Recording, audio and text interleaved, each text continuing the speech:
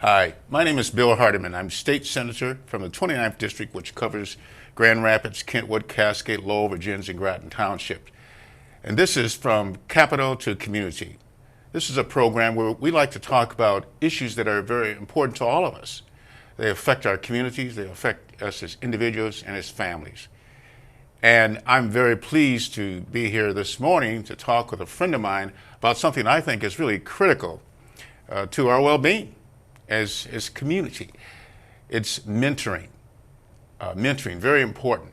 And today with me is a friend of mine, and his name is Roy Clark. No, he's not the singer Roy Clark, but this is even better. He's a great friend. Roy graduated from Calvin College. He's been married to his wife Amanda for 11 years, Yep. and they have three beautiful children. Three children which he adopted from the heart of Grand Rapids, and they are lovely. I've seen them. He's the founder of Mentor West Michigan, a nonprofit committed to finding area men and women, I believe, but Yep. certainly men, to mentor at-risk youth. And that's what we want to focus on here today, mentoring and what that means to our community. Good morning, Roy. It's Good great morning. to have you here. Good morning, Senator. Thank you for inviting me. My pleasure, my pleasure. Mentoring. I've long thought that that's one of the most critical things that we can do to help sustain good behavior, help to sustain our community, help to teach our young people the right way to go. And obviously you have committed certainly your life and your living this whole issue of mentoring. Former pastor, youth pastor, Yep. for 10 about years. 10 years, Yep. and business owner and Yep. different kinds of things, but you really focused in on this.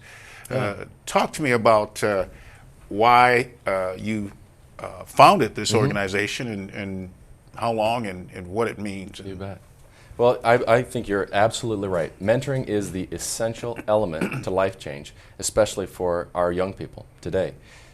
Reading statistics across the nation, you will see that mentoring is the component that our young people need.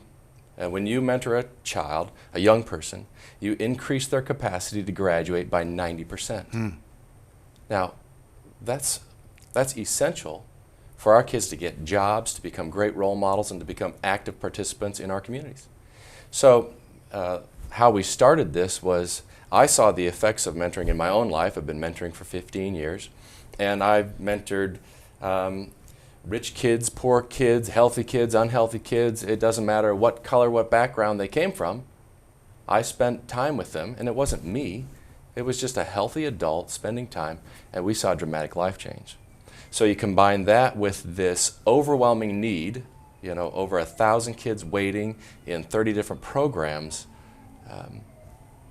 We long to meet that need is what happened. So that's how it kind of was created. Well, my wife Clove and I had the pleasure and honor of going to an event you had, Mentor West Michigan Sports Award. Yeah. And that was just a fantastic time. We had the extreme pleasure of sitting with you and your family at the table, but also with Coach Dungy. That was outstanding. Yeah. I mean, what a terrific coach, win the Super Bowl, and then what an incredible testimony of just of goodness and righteousness as he gave thanks to God for that victory. But the way he cared for his young men, it kind of shows that you don't have to be nasty, you don't have to be cursing, you don't have to be yelling at a team to get them to do the right thing. It shows that good guys can come in first. I love it. You picked the right guy, and I sensed that it had a lot to do with this whole mentoring issue. Oh, Coach Dungy is committed to mentoring. It's a philosophy that he believes in. He chooses very few organizations to get behind. Now, especially that he's won a Super Bowl championship and written a best-selling book, we were extremely fortunate to have him. But when he spoke about mentoring, he knew what he was talking about. He has seen the life-changing effects of mentoring, and so we were a perfect fit for what he believes in. You were a perfect fit. I know that this summer there was a profile about you and your family in the Grand Rapids Press. outstanding. Congratulations on that. And it noted your parents' relationship and how that, what that had to do in helping you to form your passion for mentoring. And I say passion because I can see that passion coming out. We're very passionate. Yeah, my folks, they filed for divorce 3 times. And my dad headed out every time. But every single time, he had the courage and the strength to man up to some of his mistakes, and he came back. He's the only man I know who's ever stood in front of an entire congregation and confessed his sin and asked his family if they would take him back. He is the strongest, most courageous man I know. Both of them understood that they each had issues that they need to reconcile. And so when I see young people growing up in fatherless homes, you know, my dad was pretty much always there. He never missed a ball game, and he's just an amazing man. But when I see fatherless young men, it breaks my heart, and I know that mentoring will make a difference in their lives. So, well, I like what you said. You said he had the courage to man up, and that's so different from what a lot of folks think about when they think about manliness. They think about this pseudo macho machoism that, well, I never say I'm sorry, and I'm going to push everybody around. I don't cry, and I just have my way. And it's almost like a child that hasn't really learned how to be an adult. Right. And when you said man up, I think that's exactly the right term. It takes a real adult characteristic to admit some of those major mistakes and say, not only admit them, but say, hey, I'm going to change. Yeah. And that's what mentoring is. It's showing kids the way to go, understanding that they've made mistakes, and they just don't want our kids to make the same mistakes that they've made.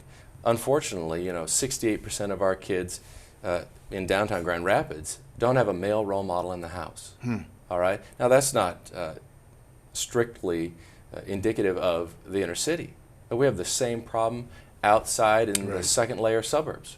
The whole single family population continues to grow, and it's primarily a fatherless generation. So our young people need male role models who have gone before them so that they don't make some of the same mistakes that generations before them did. It's why we learn from history, but it's why mentoring is essential.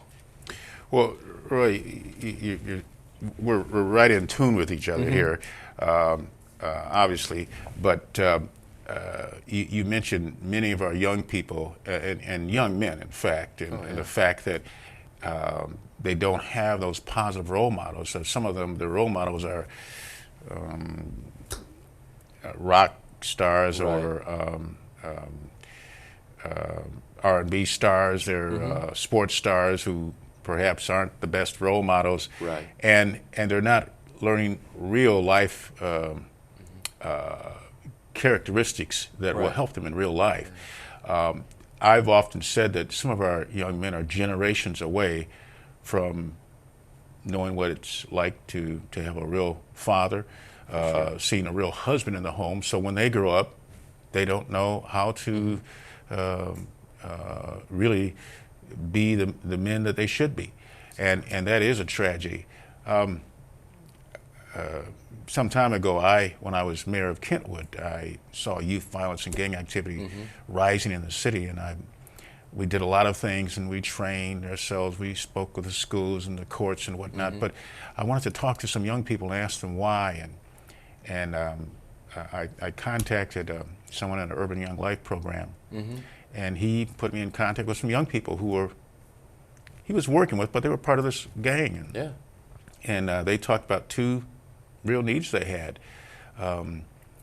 They joined the gang because of protection, and they said family, relationship.